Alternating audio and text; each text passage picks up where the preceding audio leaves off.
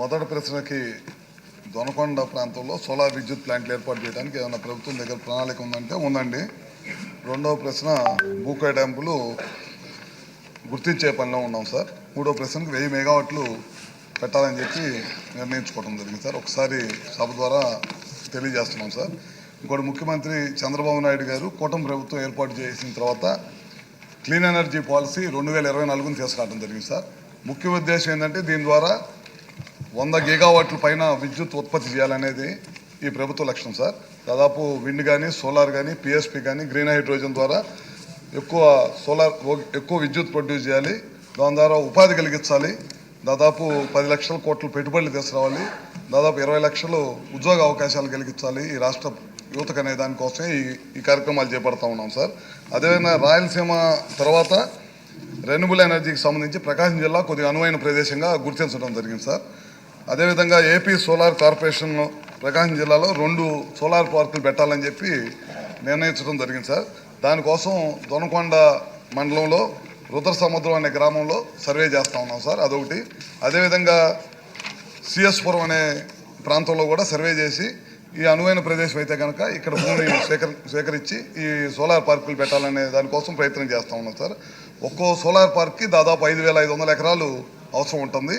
ఈ భూ కేటాయింపులు కలెక్టర్ గారి దృష్టికి తీసుకెళ్ళాము. కలెక్టర్ గారు కూడా నివేదిక సమర్పించాల్సిన అవసరం ఉంది. ఈ అన్ని సంబంధించిన నివేదిక అంతా కూడా వచ్చిన తర్వాత ఈ ప్రకాశం జిల్లా అల్ట్రా మెగా సోలార్ పార్కులు 2 పెట్టాలని చెప్పి ఈ ప్రభుత్వం నిర్ణయించింది సార్. ఓకే. మొదటి ప్రశ్న సమాధానం అధ్యక్ష. రాష్ట్ర ప్రభుత్వం ఆధ్వర్యంలో 2 వృద్ధాశ్రమాల నిర్వహణ జరుగుతుంది అధ్యక్ష. ఒకటి మచిలీపట్నం మరియు ఇంకోటి చిత్తూరులో ఉన్నాయి అధ్యక్ష. రాష్ట్రంలో 69 వృద్ధాశ్రమాల్లో ఎన్జిఓల ఆధ్వర్యంలో సమీకృత వయోవృద్ధుల కార్యక్రమంలో భాగంగా నిర్వహించబడుతున్నాయి అధ్యక్ష.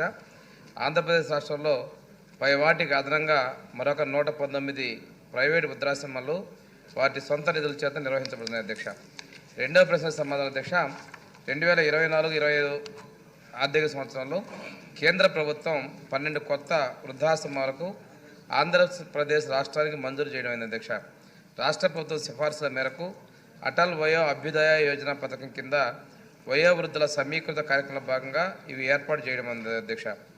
మొదటి ప్రశ్నకి దొనకొండ ప్రాంతంలో సోలార్ విద్యుత్ ప్లాంట్లు ఏర్పాటు చేయడానికి ఏమైనా ప్రభుత్వం దగ్గర ప్రణాళిక ఉందంటే ఉందండి.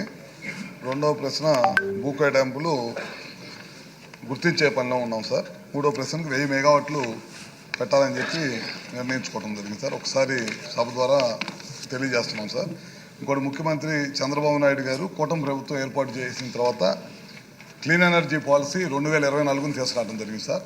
ముఖ్య ఉద్దేశం ఏంటంటే దీని ద్వారా 100 గిగావాట్ల పైన విద్యుత్ ఉత్పత్తి చేయాలనేది ఈ ప్రభుత్వ లక్ష్యం సార్. దాదాపు విండ్ కానీ, సోలార్ కానీ, పిఎస్పి కానీ, గ్రీన్ హైడ్రోజన్ ద్వారా ఎక్కువ విద్యుత్ ప్రొడ్యూస్ చేయాలి. దాని ద్వారా ఉపాధి కలిగించాలి. దాదాపు 10 లక్షల కోట్ల పెట్టుబడులు తీసుకురావాలి. దాదాపు 20 లక్షలు ఉద్యోగ అవకాశాలు కలిగించాలి ఈ రాష్ట్ర యువతకు అనే దానికోసమే ఈ కార్యక్రమాలు చేపడతా ఉన్నాం సార్. అదేవిధంగా రాయలసీమ తర్వాత రెన్యూబుల్ ఎనర్జీకి సంబంధించి ప్రకాశం జిల్లా కొద్దిగా అనువైన ప్రదేశంగా గుర్తించడం జరిగింది సార్. అదేవిధంగా ఏపీ సోలార్ కార్పొరేషన్ ప్రకాశం జిల్లాలో 2 సోలార్ పార్కులు పెట్టాలని చెప్పి నిర్ణయించడం జరిగింది సార్. దానికోసం దొనకొండ మండలంలో రుద్ర సముద్రం అనే గ్రామంలో సర్వే చేస్తూ ఉన్నాం సార్. అదొకటి.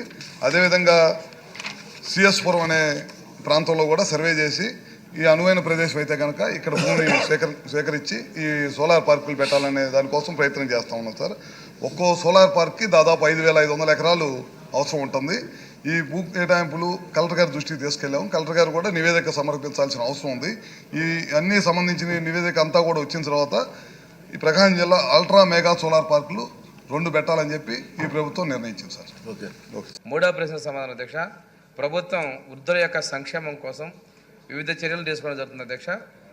వృద్ధాప్య పెన్షన్లు, వృద్ధాశ్రమాలు, ఆరోగ్య రక్షణ, రవాణా సౌకర్యాలు, పరికరాలు మరియు ఉపకరణాల సరఫరా, అదేవిధంగా ట్రిబ్యునళ్ల ఏర్పాటు, నిర్వహణ, రాష్ట్ర వయోవృద్ధుల మండలి, వయోవృద్ధుల జిల్లా కమిటీలు వంటి అనేక చర్యలను వారి సంక్షేమం కోసం తీసుకోవడం అధ్యక్ష.